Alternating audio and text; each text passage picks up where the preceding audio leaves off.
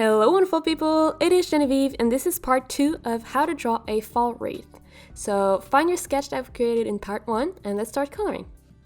So in the last video we left off with this really nice sketch that I've created. And if you haven't seen the first part yet, I will link in the description below so you can check it out.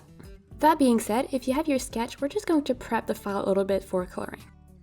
And so, if you remember correctly, we sketched everything on separate layers just so it was easier to move things around. And at this point, what we're going to do is actually open up the layer panel and just combine all the layers together in just one. So you're just going to merge the layer group that you created. And the way to do that in Procreate is just to double tap on layer and then click on flatten. And we're also going to change the blending mode of this layer to multiply since we have some white on it. And also going to lower the opacity just so it's less intense in our screen. And you're going to create a new layer that you're going to put below this base layer, and we're going to rename this layer to branches.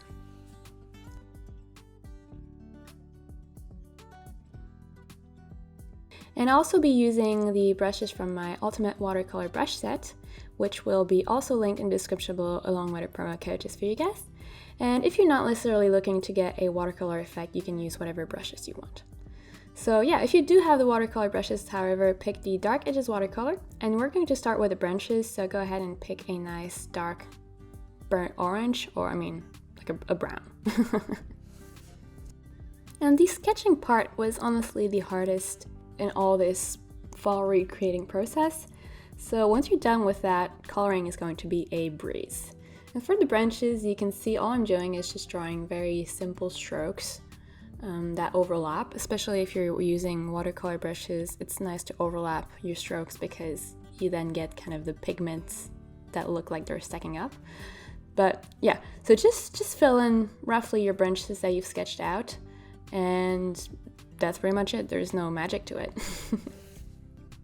So once you have the color on all your branches, you can hide the base layer just to see what you're working with at this point. And you can see if you're using branches that have, or brushes that have transparency to them, you're going to get some overlaps. And if you have the watercolor brushes, go ahead and pick the water blender and just go over these overlaps so they don't look as rough and digital. But if you don't have the watercolor brush set, you can just pick the regular smudge tool that comes with Procreate. So we're now at the point where we're going to start coloring the small leaves. So go ahead and create a new layer and reactivate your base layer so you can see your sketch. And yeah, create a new layer that you're going to rename Small Leaves. And you can pick the color you want for your leaves, but in general for this fall wreath, I recommend that you stay with colors that are a bit warmer. So your leaves would be some sort of a like warm green, if that makes any sense. And that's usually a yellow that has some gray in it. So yeah, go back to your Dark Edges watercolor, and on your new layer with the color that you picked, you're just going to fill in the leaves. So at this point, we're not drawing any details in them, we're not adding like any special element. All we're doing is you're just going to fill in the sketch. So feel free to pause the video here and color in all your leaves, and I will meet you at the next step. Once you've colored in all your leaves, you're going to hide the sketch layer just so you can see a bit better what you're working with. And you're probably going to notice that it looks a bit dismantled at this point. So not all the leaves are connected, and that's exactly what we're going to remedy to in this next step. So just go ahead and connect your leaves with the branches when they're not connected. And that's going to give the illusion of secondary branches. And it's also going to help you give more interesting details to the actual leaf. So as you can see, sometimes when I am drawing a line that connects the leaf to the main branch, I am also extending that line within the leaf to kind of get the middle vein type of thing. And sometimes I'm also coloring in half of the leaf. And that's something that you can do pretty much just if you're using watercolor brushes or brushes that have some opacity change into them. And basically, you're only going to get that effect if you are, stacking what would be pigments together. I know it's not pigments because it's digital illustration, but you get what I'm trying to say. If you're using brushes that don't have any opacity effects to them, make sure that for this step you also change the color to make it darker, otherwise you're just going to go over your leaves and you're just not going to see that middle line show up. And we're going to add a little bit more character to these small leaves by using the selection tool, setting it to freehand, and just drawing like a funky wobbly shape over your canvas. And the important thing here is to feather that shape, so somewhere between like around 30% is good. And then using the adjustment panel, hue, saturation, and brightness tool, you're going to be able to shift the hue a little bit, and as you can see, that just makes it so that your leaves are not one like solid color. And you can repeat that step multiple times. So you can see here the first time I made some parts of my leaf a little bit more like yellow and like just more dead, I guess. But the general idea is just repeating this step 1, 2, or 3 times so you get more color variation with your leaves, whether that's making them more like orange or just more bright and vibrant green. And at this point we're ready to move on to drawing the bigger leaves. So go ahead and create a new layer once more and rename it to big leaves. And pick the color you want your big leaves to be. So I'm personally be using a color that is like fall leaves, so like an orange type of color. But you can go ahead with like bright green leaves if you want your wreath to look just more like less fall season themed, I guess. And I've created tutorials where you can learn how to color in and draw fall leaves if you want, so I will link it in the description below. It is fairly more detailed than this one, but if you want to have a super detailed wreath, you can definitely check that tutorial out and draw very detailed big leaves. Otherwise, just go ahead and, just like we did for the small leaves, fill in the general shape with no details just for now. So just like we did for the small leaves, we're going to hide this base sketch layer so we see what we're working with a little bit better.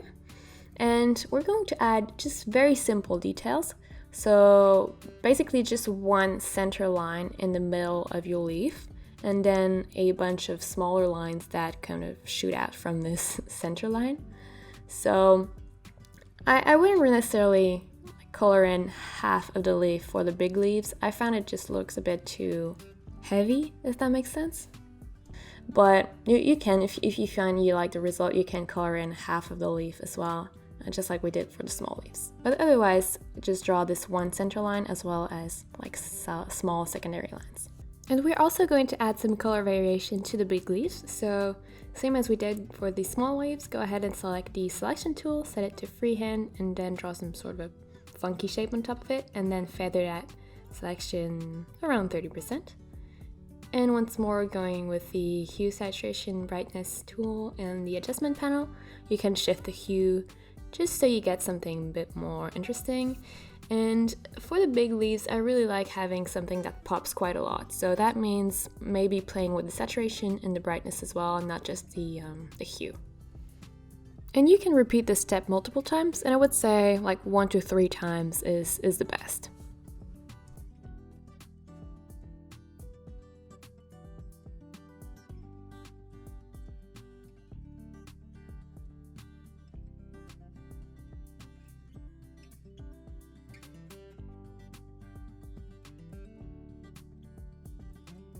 With your leaves all nice and colored, you're now going to be ready to add the berries. So create a new layer that we're going to put on top of everything but below the sketch layer, and rename that layer to berries. And you're going to pick the color you want your berries to be. I mean, usually it's going to be red, but you could have something, you could have white berries or even green berries. And still with the dark edges watercolor brush, that's the brush that we're using for the entire tutorial, you're just going to fill in some of the berries. So I would say like 50 to like 75% of the berry you're going to color in. And then you're going to slightly change the color that you have to something a little bit lighter. And you're going to go over all the berries, including the ones that you've already colored. And that's going to allow you to have some really cool color variation and just a bit more like details in your berries, basically. And that's a really like relaxing process, at least for me, because you can totally switch off your brain and just fill in little circle. But it's not really interesting to watch, so I'm just going to skip ahead. Once more, feel free to pause the video and I will meet you at the next step. And you can see here, if you hide the sketch layer, what I meant with more color variation with berries, just doing that, you just get something more interesting. That being said, go ahead and create the new layer that we're going to rename to acorns, as well as a nice like light brown color, pretty much what you had for the branches at first. And we're going to color in the last little bits of this wreath. So start by coloring in the bottom part of your acorn with that color, and just like all the acorns basically, just fill in with that color. And what I like to do as well is just leave some sort of a little gap on one side of the acorn, yeah, like you're seeing here, just not fully coloring it in, to give this idea that there might be light bouncing on the acorn, or just something more interesting than like a solid shape. And just for like the big leaves, I have a tutorial available that covers just how to paint watercolor acorns. So it will also be linked in the description below if you want to check it out, but it is also more detailed. So if you want a detailed wreath, you can totally watch that tutorial. Otherwise, just go ahead and do what we're doing here. So now all you should have left to color is the hat of the acorn. So for that, go ahead and pick a really dark and gray version of your brown. And we're just going to, once again, fill in the sketch. So I like to do it in two parts. I like to fill in like the main rectangular shape and then draw the stem, just because it creates some sort of an overlap as well as more color variation. So in anything you draw, you want some contrast. And then this piece, the contrast comes from different colors, different shapes, but also the color variation that we add between, or within, I should say, the shapes.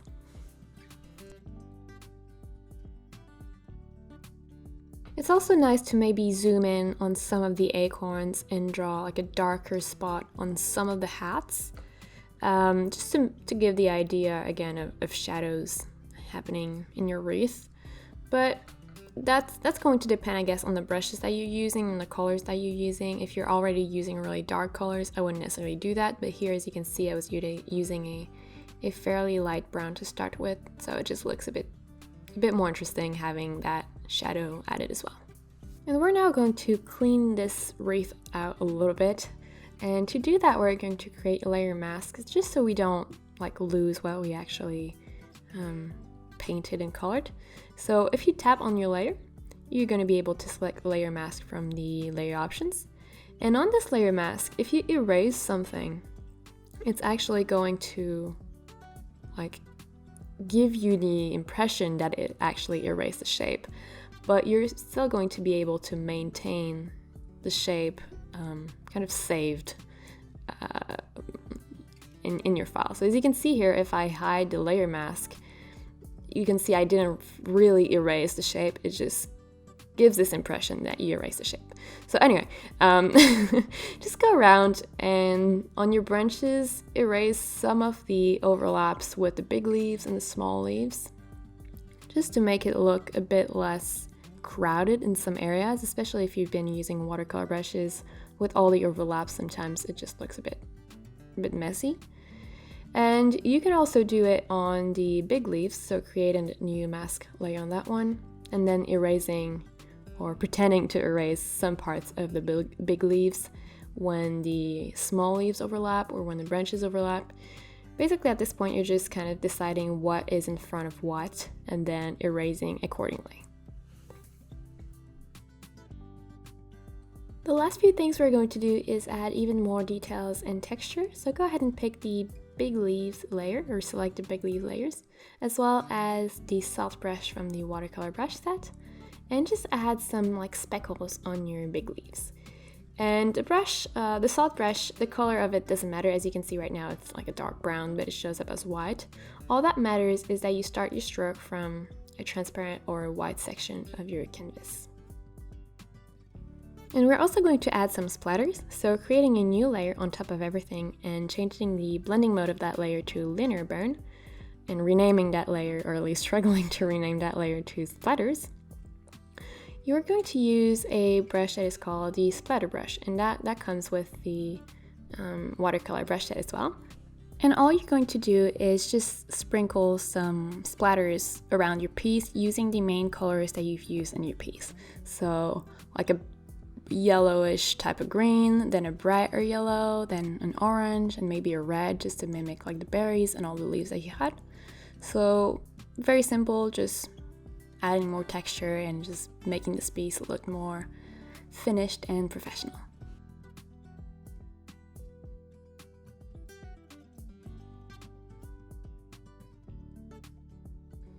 So there you go, this was how to draw a fall wreath, and if you want to check out the watercolor brushes, again they will be linked in the description below along with a promo code. If you enjoyed this video, make sure to give it a thumbs up because it really does help the channel. And last but not least, don't forget to subscribe because I put out new videos every week.